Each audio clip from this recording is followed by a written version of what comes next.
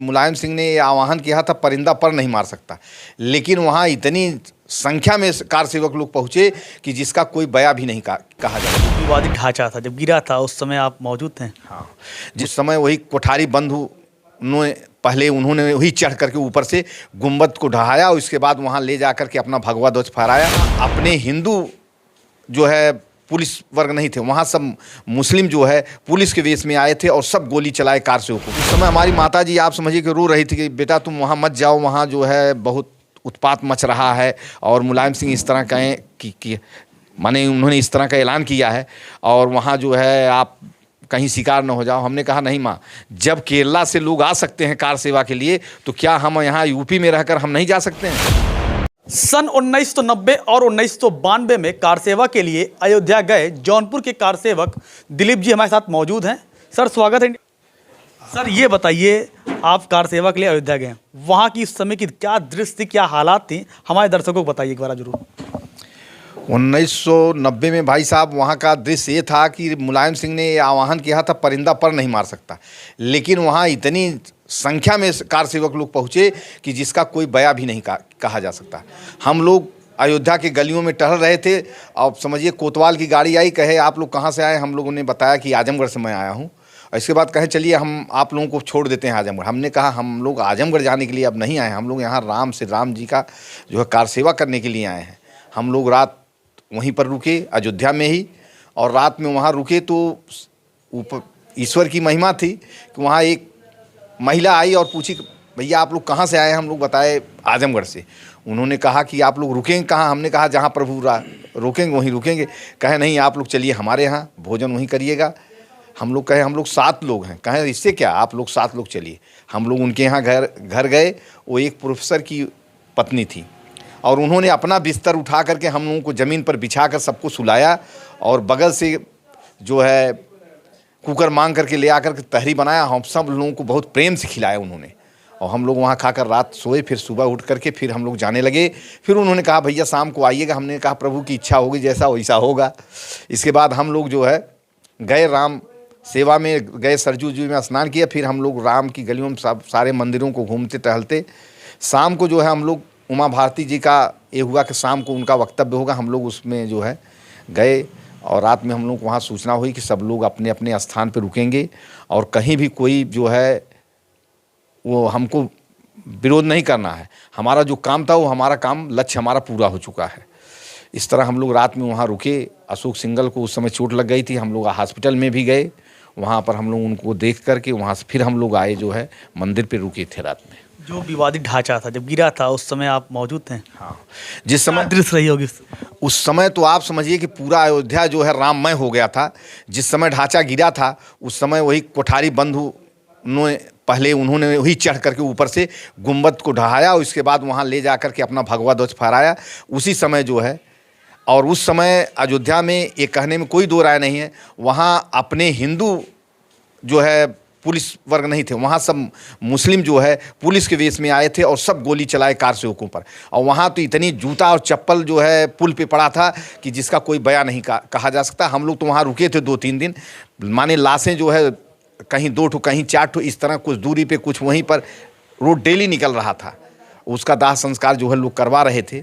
और उस समय अयोध्या में प्रवेश के लिए लोग जो है मुर्दा बन करके जो है उनके पीछे जो है लोग जो है भीड़ में आते थे, क्योंकि मुर्दा को रोक नहीं सकते थे। लेकिन वो जो है एक काल्पनिक मुर्दा रहता था और उसके पीछे जो है केवल अयोध्या में प्रवेश करने का ही बहाना था। दौर में बताया जाता है मुलायम सिंह की सरकार में जो है गोलियां चल रही थी, खून की नदियां बह रही थी। वो क्या वो दृश्य को आपने देखा था अपनी आंखों से?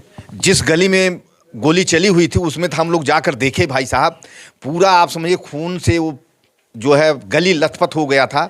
और आप समझिए कि वहाँ जो गोली के निशान थे दीवारों पर जो है एकदम साफ जाहिर हो रहे थे। और लेकिन पुलिस वहाँ का प्रशासन ने पूरा उसको धुलाई करके एकदम साफ करवा दिया दूसरे दिन। आपके साथ जो है जौनपुर के कितने और भी कुछ जो कार सेवक गए थे या कुछ और भी थे? नहीं, हम लोग जो है 7 लोग थे यहाँ से। लेकिन हम लोग उस समय मैं जौनपुर में नहीं रहता था, उस समय मैं आजमगढ़ में रहता था, इसलिए हम लोग आजमगढ़ के जो है उसमें टोली में। लगातार जो है तमाम देशों की टोली आ रही थी राम सेवकों की। अब हमारे यहाँ तो जो है आप समझिए केरला के करीब 40 लोग बंद हुए थे, और वो बेचारे जो है मझुई के किनारे जो है किसी ने उनका जो है शिकायत किया जो है पुलिस से, और पुलिस जाकर उन लोगों को अरेस्ट करके लाई। अब वो लोग भूख से प्यासे हुए थे, तो जो वहाँ के दरोगा थे पवई के, उन्होंने हमारे पिताजी से कहा सेठ जी इन लोगों को भोजन कराइए। तो पिताजी ने कहा बिल्कुल आप जो कहिए हम कर देते हैं। कहे नहीं हम उन लोगों को भेज देते हैं, उन लोगों का भोजन कुछ अलग है। तो लोग मसूर की दाल और चावल और बैगन की सब्जी खाते थे। पिताजी ने सारा सामान जो है मार्केट से दिलवाया।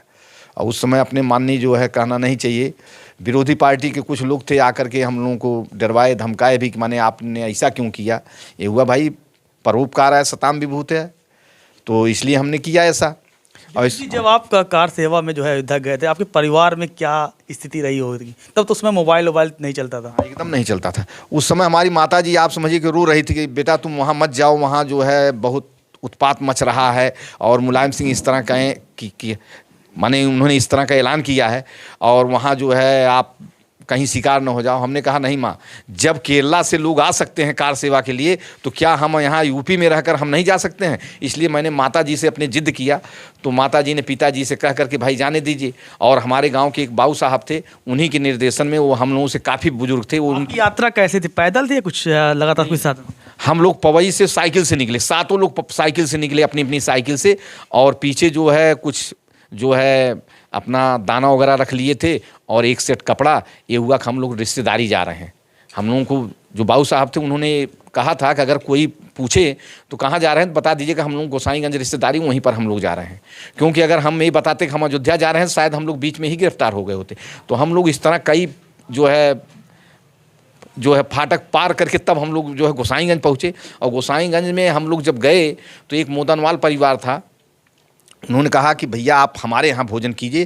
तो उन्होंने परेठा और सब्जी बनाया, हम 7 लोगों को खिलाया, और हम लोग 7 लोग उन्हीं के यहाँ अपना साइकिल भी रख दिए।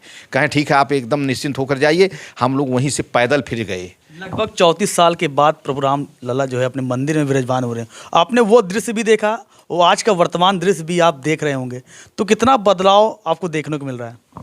भाई साहब अभी तो फिलहाल मैं अयोध्या इस समय नहीं गया हूँ, क्योंकि हम लोग ऊपर से निर्देश है कि आप अपने स्थान पर रह करके जो है जो ऊपर से निर्देश है उसको उस कार्य को करना है। जैसे अक्षत वितरण करना, यहाँ पे मंदिरों की व्यवस्था, हर सारी व्यवस्था हमारे यहाँ पे है, इसलिए हम लोगों के यहीं पर है। उस समय तो जो 1990 का जो नज़ारा था, उस समय तो भाई साहब हम तो नहीं समझते इस समय उतनी भीड़ होगी अयोध्या में, क्योंकि उस समय नज़ारा ही अलग था, कोई गली ऐसा नहीं था। और जो केरल से आए थे भाई साहब, रास्ते में हम लोग तो देख रहे थे, क्योंकि गाइड करने वाले रहते थे मोटरसाइकिल से, वो जो है बताते थे कब निकलना है। तो वो लोग गन्ने के खेत में छुपे रहते थे, जब आकर के जो गाइड कर रहे थे, जब वो बताते थे कि अब कोई डर नहीं, आप लोग निकलिए, वो लोग आप समझिए झुंड के झुंड में कम से कम 2-2, 3-300 की झुंड में एकदम एक तरफ से जो है आप समझिए जैसे निकला जाता है, एक भीड़ जाती, उस तरह भीड़ सड़क को पार करके फिर वो खितार जो है जाते हैं। जो है उन कार सेवकों के आत्मा को भी शांति मिली होगी। प्रभु राम लला जो है 22 को विराजमान हो रहे हैं, तो क्या उत्साह है आप लोग में? उत्साह तो भाई साहब बहुत है कि हम लोग धन्य हैं। हमको तो बहुत समझिए आत्मिक ग्लानि हो रहा है कि हमारे बीच में जो हमारे बीच के रहने वाले जो थे, आज वो सब बेचारे इस दुनिया में नहीं हैं। तो नहीं तो हम लोगों की खुशी जो है और दूनी होती। जैसे हमारे जो है संरक्षक के रूप में यहाँ माननीय अपने श्री अखिलेश चंद्र जायसवाल जी थे, वो हम लोगों का मैं जब यहाँ आया शाहगंज में, तो हम लोगों का मार्गदर्शन कर रहे थे। और जो भी माने राम मंदिर संबंधित कोई भी कार्य आता था तो मैं उनके साथ काम करता था। और बहुत तन मन धन से बेचारे वो एकदम समाज के लिए लगे हुए थे। वो अपना घर द्वार एकदम छोड़ छाड़ करके समझिए केवल वो समाज के ही लगे थे। और आज वो हम लोगों के बीच में नहीं है, बहुत दुख होता है। कम से कम वो बेचारे नहीं देख पाए, और बहुत से लोग ऐसे हैं जो कि आज नहीं देख पाए। लेकिन हम लोग तो बहुत भाग्यवान हैं। मैं तो अपने को बहुत गौरवान्वित महसूस करता हूं कि आज हम लोग सामने ढांचा गिरा, और फिर जो है आज बनने जा रहा है। और आज प्रभु राम जी का जो मंदिर बन रहा है वह विश्व का मंदिर होगा।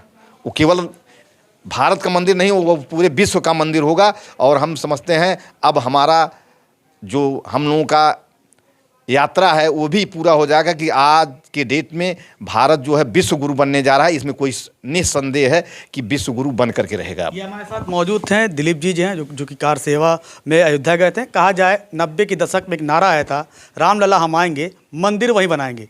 आज वो नारा जो है पूरा होने जा रहा है, और 22 जनवरी को प्रोग्राम लला जो है अपने भव्य मंदिर में विराजमान होंगे। जौनपुर से विवेक।